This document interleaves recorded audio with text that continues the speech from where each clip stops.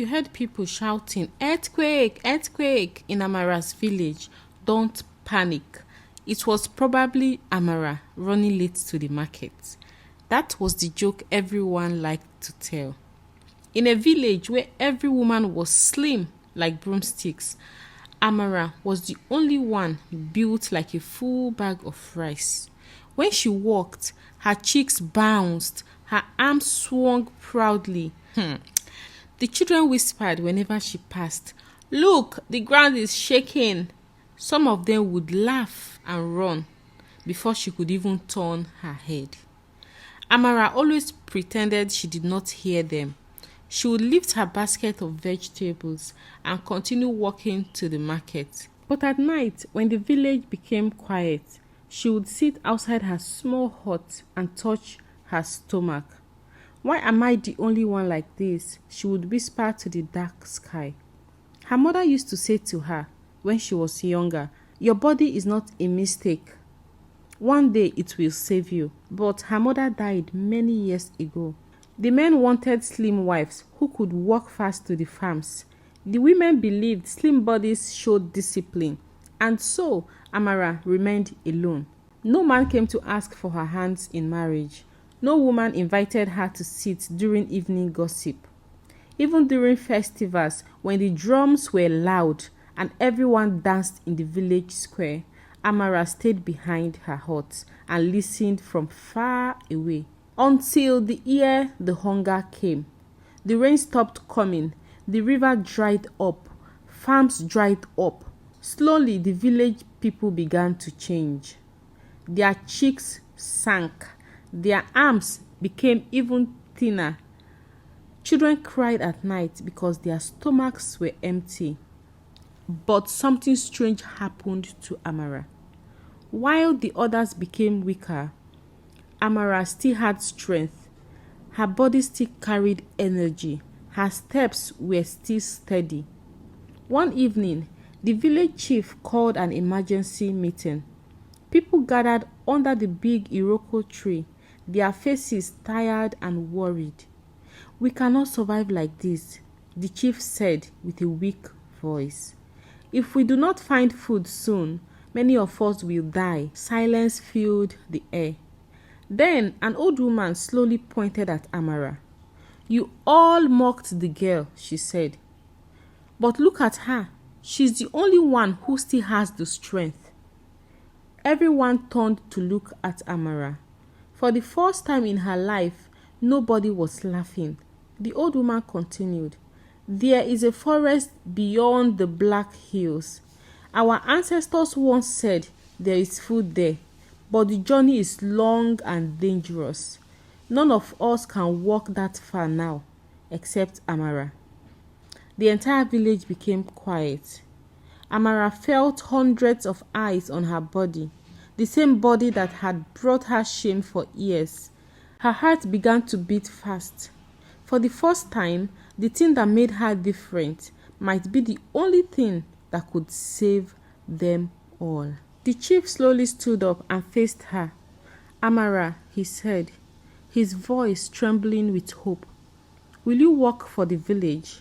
Amara felt her chest tighten. The same people who mocked her every day were now looking at her with hope.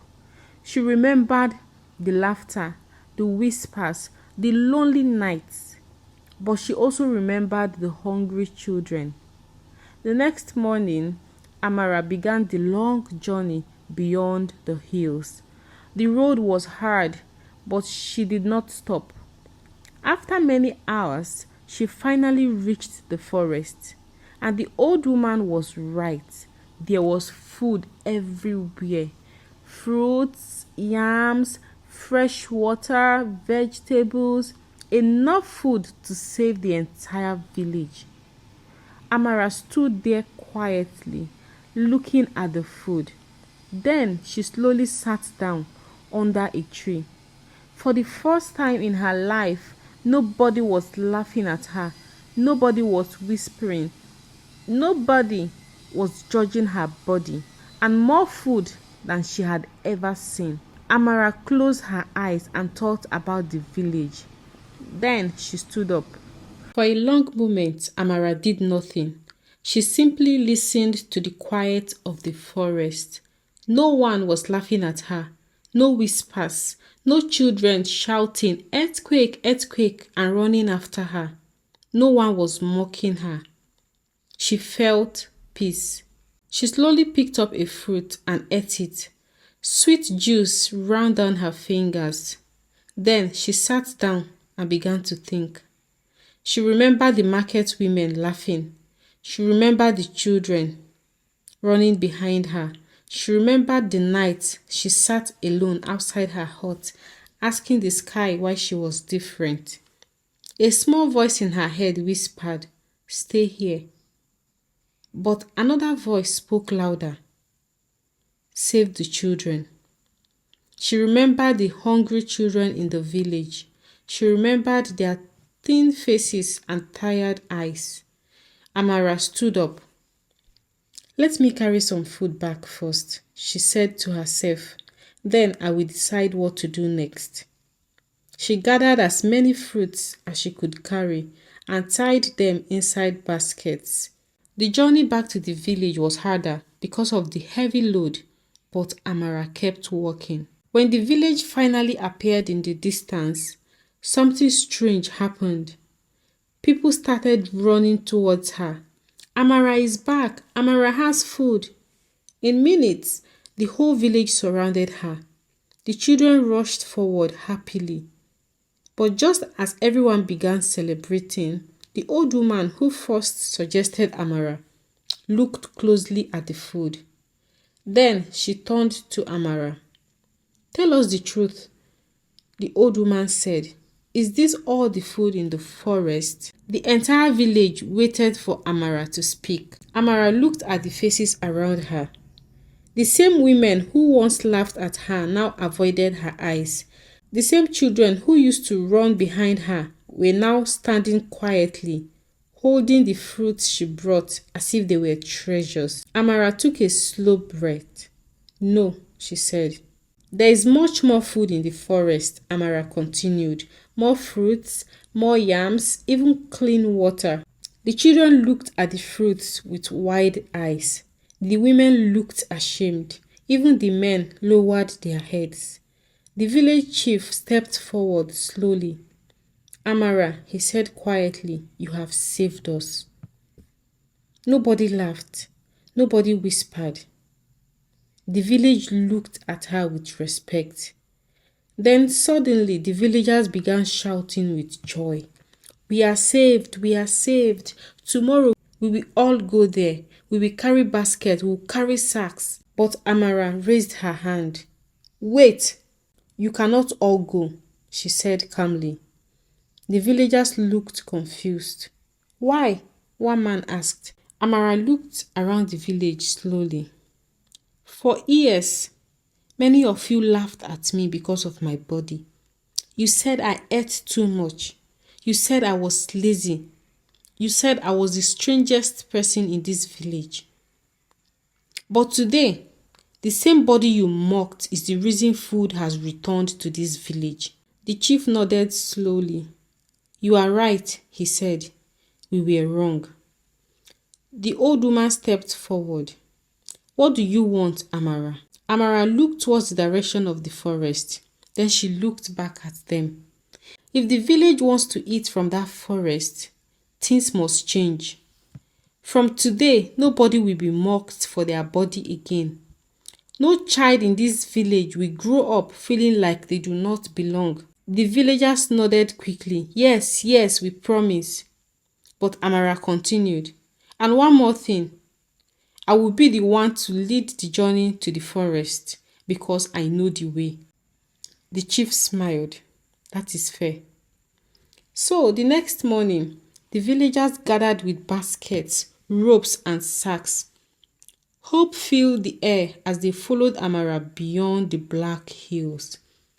The journey was long, but finally, Amara raised her hand. "We are here," she said. But something strange had happened.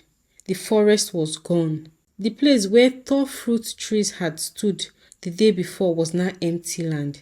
Dry soil, No fruit, no yam, no stream, nothing. Confusion spread through the crowd.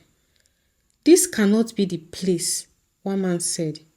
Another woman shook her head. "Maybe Amara came to the wrong place." But Amara's face had turned pale. "This is the place," she whispered. The old woman walked slowly forward and touched the ground. The soil was dry and cracked. Then something strange happened. A soft wind passed through the empty land, and for a brief moment everyone heard it. The sound of rustling leaves, the sound of water flowing, the sound of a forest that was not there. The villagers looked around in fear. "Did you hear that?" someone whispered. But when they looked again, the land was still empty. The old woman stood up slowly. "This forest," she said quietly, "was never meant for wicked hearts." The villagers stared at her. She looked at Amara and nodded gently. This forest appeared for the one person who carried strength and kindness in her heart. The wind blew again, and just for a second, Amara saw it. Tall trees, heavy fruits, the shining stream, then it disappeared. Amara closed her eyes. When she opened them, the land was empty again. The villagers slowly began to understand something. The forest had chosen who could see it, and it had chosen Amara. For a long moment, nobody spoke. The villagers stood there in the dry land, looking around as if the trees might suddenly appear again. But nothing happened. Then one of the men said impatiently, "Amara, stop playing games. Show us where the food is." Another woman added, "Yes, you brought fruits yesterday. You brought a lot of food. So where did you get them?" The crowd slowly began to murmur. Amara looked at their faces. Some looked desperate, some looked ashamed, but a few still looked proud, still looking at her the way they always had, like she was less than them. The old woman noticed it too. She sighed. Then she said something quietly. "Maybe the forest is waiting." "Waiting for what?" the chief asked. The old woman looked around the crowd. "Waiting to see if your hearts have truly changed." Her words fell heavily on the villagers. For the first time, many of them began to speak. One woman stepped forward and faced Amara. "I am sorry," she said softly. "I laughed at you many times." Another man spoke. "My children used to mock you. I never stopped them. Please forgive me." Even some of the children looked down in shame. One small boy slowly walked up to Amara. "I am sorry for shouting earthquake when you walk," he said quietly. A few people in the crowd began to laugh softly at the memory. But this time the laughter was different. It was gentle, not cruel. The old woman then turned to Amara. "Child," she said, "look again."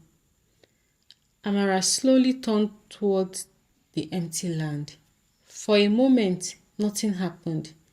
Then the wind blew again, and suddenly a small green leaf appeared from the dry soil. The villagers gasped, then another and another. Within seconds, vines began to grow across the ground. Branches rose from the earth like they had been sleeping under the soil. Before their eyes, the forest began to return. Trees stretched towards the sky. Heavy fruits appeared on their branches. The clear stream began to flow again. The villagers fell to their knees in shock. The old woman smiled. "The forest was never gone," she said. "It was waiting." The chief turned to Amara with tears in his eyes. "You did not just save our village," he said. "You saved our hearts." From that day on, something changed in the village. No one mocked Amara again. In fact, people often asked her to sit at the center during festivals. Children followed her around the market, not to laugh, but to help carry her baskets. And whenever people walked beyond the black hills to gather food from the mysterious forest, they always waited for one person to lead the way. Amara, the girl they once mocked, the girl who turned out to be the one the forest had chosen. But some people in the village still whispered about something strange, because sometimes when Amara walked into the forest alone, the trees seemed to bend towards her, almost like they were greeting their true friend.